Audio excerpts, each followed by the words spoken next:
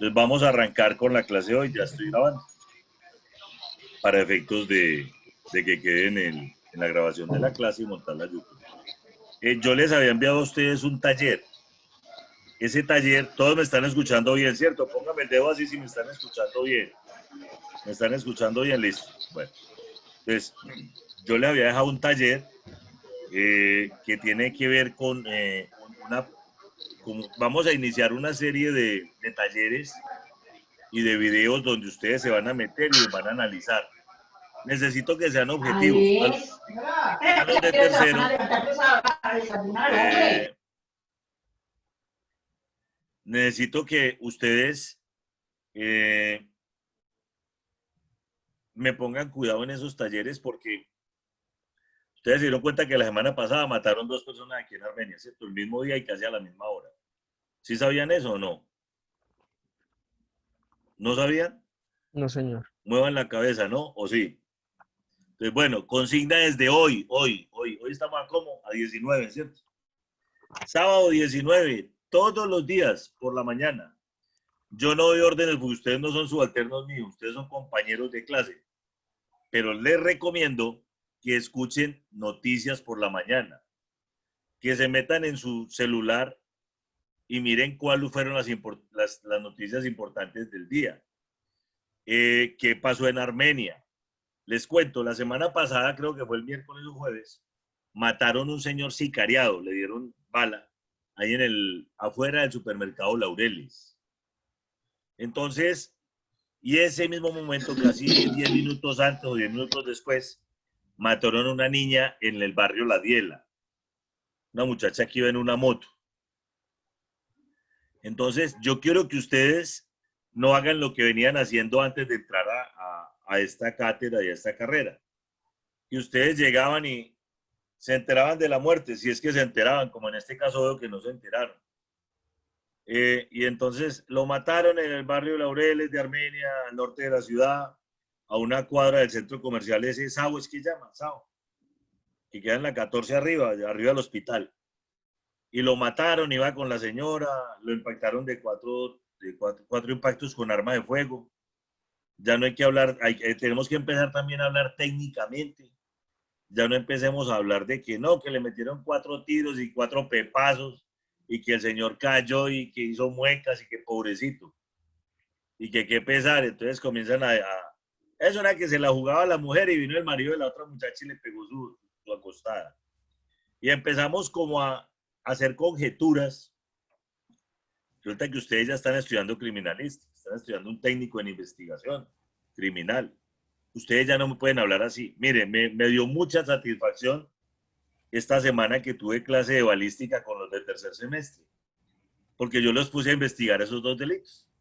Les dije, me al favor y me investigan qué fue lo que pasó, cómo ocurrió, en dónde ocurrió, los interrogantes que hay que resolver y que me hicieran como un sustento de una versión que ustedes van a presentar ante un juez, porque en últimas eso es lo que hacen ustedes estudian y analizan y presentan una versión al juez con relación a qué pasó, ¿sí ven? Entonces, ellos me hablaban ya muy técnicamente, me decían que efectivamente con los impactos de arma de fuego que habían tenido, teníamos que solicitar el cotejo balístico y empezaron a desarrollar su investigación de una forma tan profesional que yo dije, no perdí el tiempo con estos muchachos. Y les digo que no lo perdí cuando ellos me empiezan a hablar de manera técnica y si ellos son citados a un juzgado para que den su versión como investigadores que son. Sí, porque les queda 3 meses, ellos prácticamente ya están hechos, ya están formados. Entonces, me dio mucha alegría, les cuento, porque ahí es donde uno ve que lo que yo les enseñé, que todo el tiempo que les dediqué, así como estoy con ustedes, no lo perdí. Y no lo perdí porque ellos aprovecharon su tiempo, estudiaron. Mire, no importa que la capacitación sea virtual, les voy a contar un minutico de su tiempo, les voy a quitar. Resulta que yo tengo un sobrino que él se dedicó a su deporte del tenis toda la vida. Él estuvo en Estados Unidos, estuvo en Europa. Pues mi hermana, la mayor, ya tiene mucha plática. Ella es dermatóloga de profesión, médica dermatóloga. Y consiguió plata en los tiempos que la dermatología daba plata. Entonces ella mandó a este muchacho que tiene en este momento 18, 19, 20 años, tiene la de ustedes. Y el pelado no pudo, pues no surgió porque tuvo una lesión en un pie, en el talón de Aquiles, y no pudo surgir como tenista. Él hizo su bachillerato por internet. Él nunca fue a una aula de clase. Hizo su primaria presencial y el bachillerato, como se dedicó al tenis, lo hizo por internet. Y usted sabe en qué lugar ocupó ese muchacho en el ICFES y en este momento, ¿a dónde está estudiando ese muchacho? Fue el tercer mejor ICFES del país y en este momento está estudiando en la FUCS, que la FUCS es la mejor universidad que hay de medicina en Colombia y queda en Bogotá. Entonces, les contaba, eso es superación personal, es lo que ustedes quieran estudiar. Uno les envía a ustedes los temas, les envía el texto, les envía los trabajos que hay que hacer. No se queden solo con eso. Escudriñen, sean acuciosos, oigan noticias. Porque yo veo que si ustedes no se enteraron de las dos muertes ese día, que fueron casi que simultáneas, no están actualizados. Y Perdón, me resulta, interrumpo. señor José David, Es que las dos muertes de las que usted habla no son de esta semana, son de la semana pasada. El ataque sicarial, sí, el muerto o fallecido o la persona que atacaron los sicarios fue de esta semana, es el señor de la carrera 19 con calle 23. no, pero ese es otro caso. Sí, Yo estaba pero lo que hablando de usted las me dice muertes es de la semana simultáneas ya que hubo. pasada. Bueno, igual me gusta, José David, y veo que usted sí escucha noticias y veo que usted está actualizado. Eso es lo que hay que hacer, amigo. Compañero, eso es lo que hay que hacer, mantener al día. Cuando se levante por la mañana, yo no les voy a pedir que anden con un radio pegado a la oreja, así. No, escuchen las noticias del día y escuchen qué pasó. De pronto, donde están dando balas aquí 3 cuadras adelante por donde ustedes van a pasar y pueden salvar su vida y se desvían por otro lado. Entonces, esto de las noticias es muy bueno porque, por ejemplo, en este momento está en curso.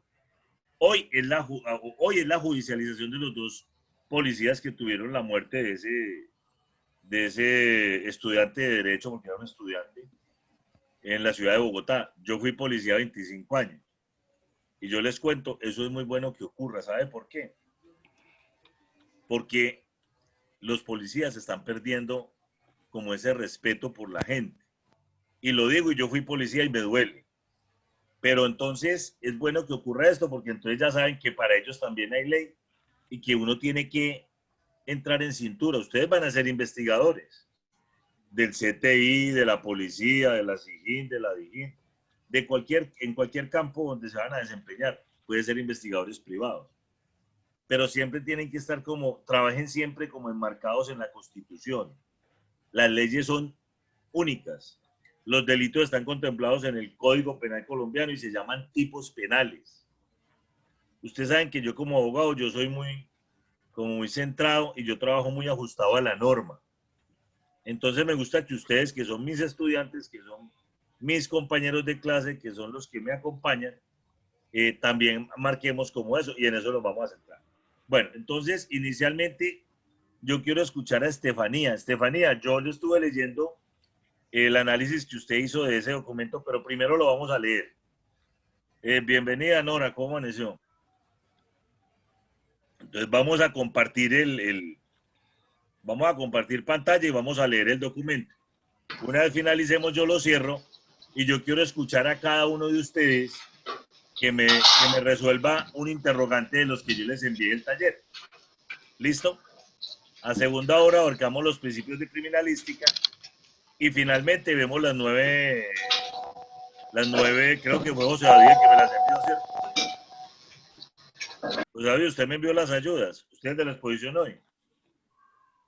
Sí, señor, yo le envié a Sí, su número. ya las tengo, yo las presento aquí, usted me dice, va exponiendo y yo las voy pasando, ¿listo? Eso Bueno, lo señor. hacemos en la tercera sesión, ¿listo?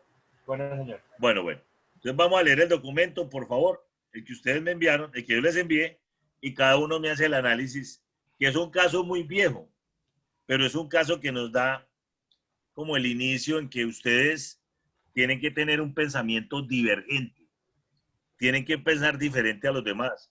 Ustedes no pueden pensar como periodistas, que llegan al sitio, toman los datos, carrera tal, calle tal, fue muerto una persona, se llamaba así, andaba con la señora y pare de contar. No, tenemos que hacer un análisis más profundo. Y es aquí con estos trabajos que empezamos a mirar eso. Entonces vamos a mirar, por favor. Les voy a compartir vamos a mirar el documento.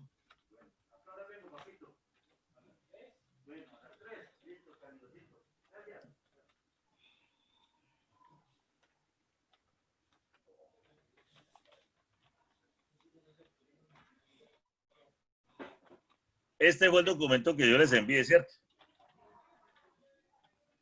¿Sí lo están viendo ahí en pantalla? Sí. Valentina, por favor me colabora. Señor. Me colabora empezando a leer el documento que está en pantalla. Una historia a seguir. En la primavera de 1882 en París, en la mansión del conde de... se encontró sobre la cama de la habitación el cuerpo sin vida de la condesa, medio desnuda, con las piernas y brazos extendidos. El sargento Riux de la Suret. Riux de la Suret. No tenía dudas que era un homicidio. Francois Eugène Vidocq, le preguntó, encontró el sargento Riux exhibiendo una caja conteniendo 2 pistolas de duelo, dijo, una de estas sin duda la asesinó y pertenece al conde. Espera, profe, que acá, no veo, ya. Y el preguntó Vidocq. Contestó el sargento, la condesa era mucho más joven que su esposo y tenía un amante. El conde se dio cuenta y la mató, ya lo arrestamos. Está usted en un error, dijo Vidocq. Hay que buscar un jugador que haya adquirido recientemente algún diamante, señaló una cómoda. Se ve que la cerradura ha sido forzada. La forma en que está vestida la señora indica que esperaba a un amante y no al esposo. Además, el orificio de la herida no la pudo haber hecho una pistola del conde. Es del tamaño de los que hacen una pistola de bolsillo de caño corto, como las que Taures llevaban escondidas en la manga. 48 horas después, Vidocq localizó al jugador y ratero llamado Del Oro. Se ocupó el arma y se localizó al comprador del cual Del Oro vendió un anillo de diamantes de la condesa. Ante las pruebas, Del Oro confesó el homicidio. Vidocq es considerado el primer investigador profesional.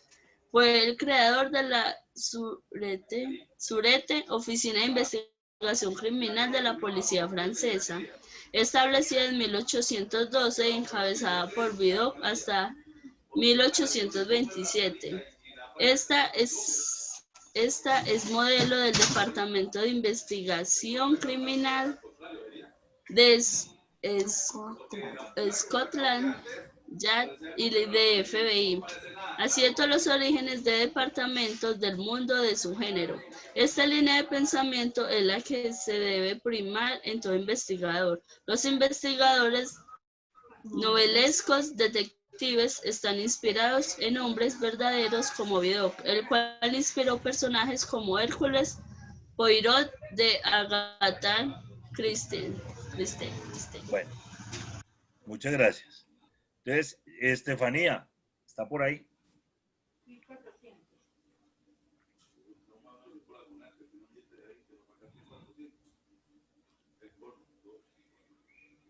No veo. Bueno, en una de las preguntas, o sea, se formularon varias preguntas, ¿cierto? Dice, estimado investigador, en una hoja aparte para entregar indique, ¿cuál fue el análisis que hizo el sargento Ruiz de la Suret tras analizar la escena del delito? Segundo, ¿cuál fue el análisis que hizo el investigador Francois Eugène Vidocq en el lugar de los hechos? Tercero, ¿cuál es la diferencia entre uno y otro? Sé que se presentaron en el lugar de los hechos. Cuarto, ¿cuál análisis detallado permitió el esclarecimiento de los hechos?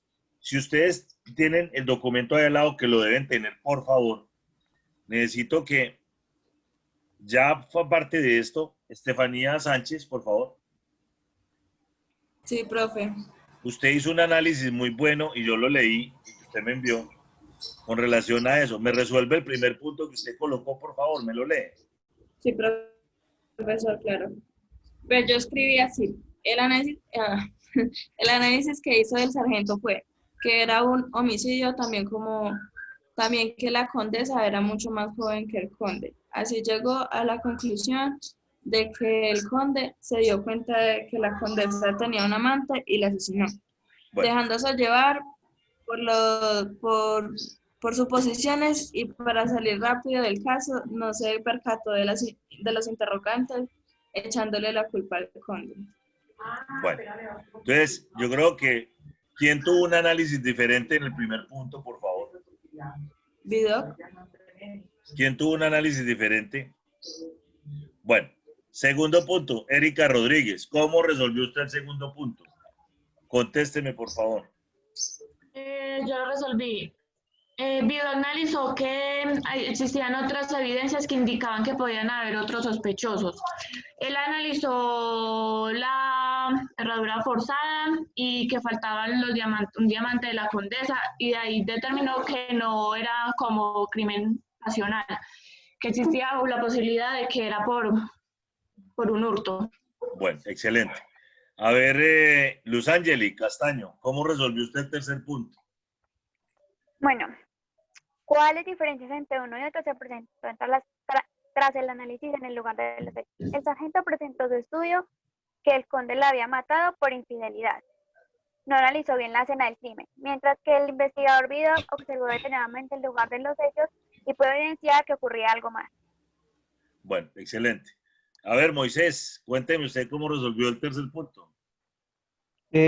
Hubo factores que se vieron involucrados para el desarrollo de un cierre satisfactorio en el lugar de los hechos. En el caso que se nos expone, depende mucho de la astucia y paciencia del investigador. Bueno, Linda Obando, léame el primer punto de la cuarta pregunta.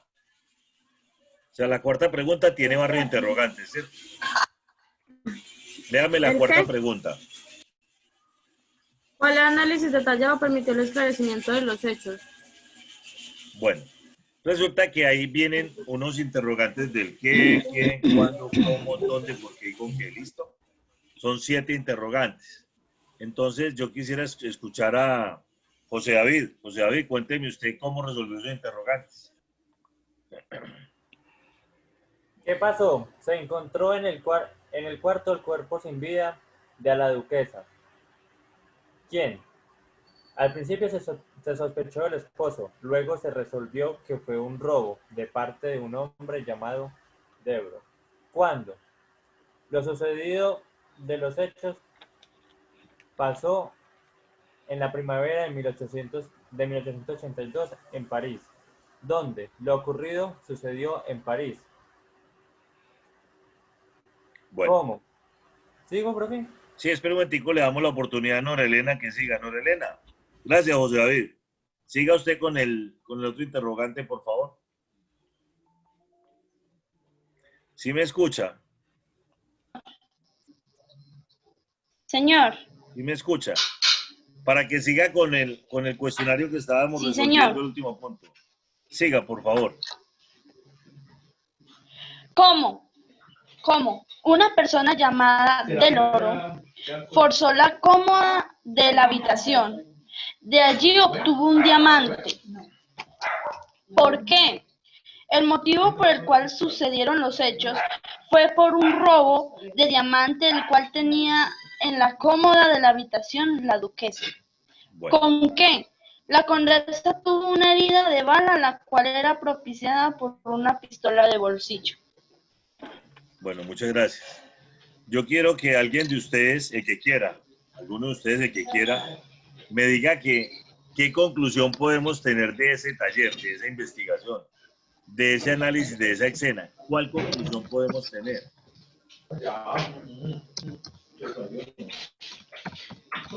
A ver, Michelle. Señor. ¿qué conclusión saca usted de todo lo que expusieron sus compañeros? ¿Qué podemos concluir? Profe, pues sí, disculpe, profe, casi no puedo hablar. ¿Por qué? ¿Está pestadita o qué? ¿Está gripadita o qué? Sufro de asma, profe, y Ah, como no, está tranquila. enferma. Bueno, entonces Además, está muy hagámosla. enferma. Tranquila, tranquila. No es difícil. Entonces, a ver, para mí, yo como instructor, ¿qué les digo a ustedes? Que uno muchas veces, lo que les hablaba ahorita y lo que les decía ahorita, no solo en mantener actualizado en conocimientos, en mantener actualizado en hechos que ocurran, sino también en como ese pensamiento diferente que ustedes tienen que tener al momento de llegar a los hechos. ¿Cuál es la diferencia entre un investigador y entre un pato común? Cuando yo llamo pato, perdónenme lo vulgar que sea para hablar, es aquella persona que llega a chismosear, a mirar en una escena a ver qué hay por ahí como mal puesto para podérselo llevar. O en otras, a levantar conjeturas o análisis que no nos sirven ni ayudan para nada. Resulta que en las clases que yo estoy dando, en el diplomado, uno con ustedes aprende mucho, porque ustedes lo pueden estudiar uno demasiado. Y para yo poder darles esta clase a ustedes, yo me tengo que capacitar, tengo que tener unos conocimientos básicos. Y aprende uno, por ejemplo, en perfilación criminal, que muchas veces el delincuente que comete el hecho vuelve a la escena. Muchas veces el delincuente, porque hay varios métodos, ¿no? Y en el método americano hablan del perfecto y del imperfecto, del organizado y el desorganizado. Entonces, cuando hablan del delincuente organizado, él trata de borrar evidencias. Él trata de borrar todo lo que lo pueda delatar. Y el desorganizado no. El desorganizado deja las cosas ahí al garete, cosa que puede ser de pronto de más fácil ubicación. Entonces, vea, mire, todo esto nos lleva a concluir de que cuando ustedes lleguen a una escena de un delito, y esta es la próxima clase, la próxima clase creo que es inspección del lugar de los hechos. De antemano les digo que yo de hoy a mañana les estoy enviando los temas, les mando un video y ustedes tienen que empezar a hacer ese análisis, pero vuelvo y le repito, no como periodistas, no como el Moisés Castañeda que era antes de ingresar aquí al instituto, no como Erika Rodríguez que era una estudiante de bachillerato antes de llegar aquí. No, ustedes tienen que empezar a pensar como el delincuente, como el bandido. Ustedes tienen que pensar diferente y ubicarse en la escena y pensar como investigadores que son de manera profesional. Pero muchas veces para usted poder sacar, por ejemplo, la evolución de una, si ustedes vieron una película que se llama El Castigador, donde un señor moreno cobra venganza por unas situaciones anómalas que se presentan. Resulta que hay una parte de esa película donde él llega a la escena y él piensa todo y dice, va 1001 y contando, y va 1002 y contando, y sigue contando. Yo creo que ustedes algunos lo han visto. Se llama El Castigador. Entonces, él ya entra a una escena donde hay como 6, 7 personas. Y el tipo es muy técnico y es muy hábil en el manejo de las armas. Resulta que él los va matando a uno por uno, porque han cometido una serie de irregularidades. Y por eso se llama El Castigador, porque él trata como de cobrar, o el vengador, algo así. Y él trata como de cobrar justicia, o el justiciero, creo que es que se llama la película, la serie.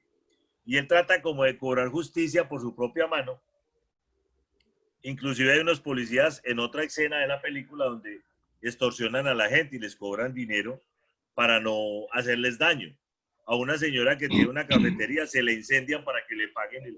Entonces, en esa escena, volviendo a la escena del delito, posteriormente se presenta otro que es enviado por los delincuentes, por el jefe máximo de los delincuentes. Y él entra a la escena y empieza a recorrer, de acuerdo a las evidencias y a las fotos que se tomaron en el lugar de los hechos. Él empieza como a desenvolver la forma en que el castigador o este vengador, cómo es que los mata uno por uno selectivamente. ¿Cuál fue el procedimiento que utilizó? De acuerdo al cuchillo que encontró, de acuerdo a la navaja que encontró, de acuerdo a los disparos que hizo en el sitio. Empieza como a reconstruir esa escena. Y es allá donde yo quiero ir. Ustedes tienen que empezar como a pensar así. Mire, ya esto se va a cortar. Dice que me quedan 4 minutos. Resulta que como quedan 4 minutos nomás, les voy a pedir un favor. Apenas se corte, tómense 5 minuticos nomás. 5 minuticos. Para que vayan y tomen su café, vayan al watercloset si es que tienen que ir al watercloset, o vayan y le cambien la pijama, lo que quieran hacer. Y volvemos otra vez exactamente a las 9:15. Exactamente 9:15 en punto volvemos a ingresar. O sea, porque son las 9:05 y quedan todavía 5 minuticos. Entonces, a las 9:15 volvemos a ingresar. Se dan 5 minuticos como para que solucione ahí su problema. Y volvemos a ingresar y arrancamos ya con el tema de la clase, que son los principios de la criminalística. Entonces, ponemos el documento y empezamos a analizar cada uno de los principios. Entonces, les contaba que en materia de técnicas de investigación, uno siempre enseña de que no hay un manual establecido, único, que le diga a usted que una investigación se hace así. No, hay métodos para investigar. Entonces está el método inductivo, está el método deductivo. Está a partir de lo particular hacia lo general. Por eso cuando ustedes llegan a una escena de un delito, llámese homicidio, y no corre solamente para homicidios, corre también para hurtos agravados calificados de mayor cuantía, hurto de automotores, para muchos delitos que se contemplan en el Código Penal colombiano. Hay que aplicar estos métodos y técnicas. De pronto prima mucho el conocimiento y la experiencia, pero también va en la malicia de cada uno de ustedes. Porque en el evento en que ustedes lleguen a un sitio donde se ha cometido un delito y empiecen a pensar como el señor que está al lado, que es un señor que vende dulces y que está de vendedor callejero, y ellos aprenden mucho en la calle porque la calle es una escuela. Pero cuando llegan a la escena, el señor piensa como un vendedor de dulces. Entonces, ustedes van a encontrar que el vendedor de dulces va a decir, ay, ese señor, él me compraba mis chicles. Es más, tiene como una señora medio bajita. Tenía una señora medio bajita y vea dónde lo vinieron a matar. O fue en una riña, bueno, dependiendo del modus operandi o la modalidad delictiva que haya presentado para darle muerte a esa persona. Resulta que en investigación, también cuando hay un hurto grande, de mayor cuantía, hay que hacer el mismo análisis. El qué, quién, cómo, cuándo, dónde, por qué y con qué. Entonces, yo les llevo a concluir a ustedes de que yo a ustedes les voy a enseñar cómo se debe investigar. Les voy a enseñar técnicas. Les voy a decir que si la escena del delito, les voy a enseñar que en la escena, si no ha sido alterada, tenemos la mitad del caso ganado. Porque las escenas hablan por sí solas. ¿Qué más les cuento? De modo que el modus operandi se establece cuando usted empieza a ver unas características particulares. Resulta que el delincuente lo que hace es dejar su huella, deja su marca en la escena. El delincuente cuando llega a un sitio y comienza a trabajar, por eso se llaman modalidades delictivas, porque los delincuentes tienen cierto modus operandi. Y lo triste de esto es que eso se hereda. Entonces, ustedes ven que, por ejemplo, las personas que cometen hurto en la calle, eso viene de generación en generación.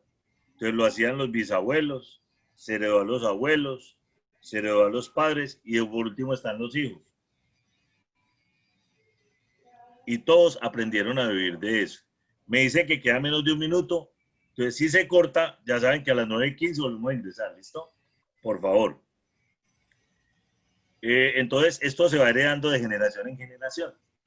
Sobre todo cuando son hurto, por ejemplo, automotores, que deja muy buena rentabilidad. En cuanto al sicariato, eso también es, pues muchas veces aprendido, muchas veces heredado.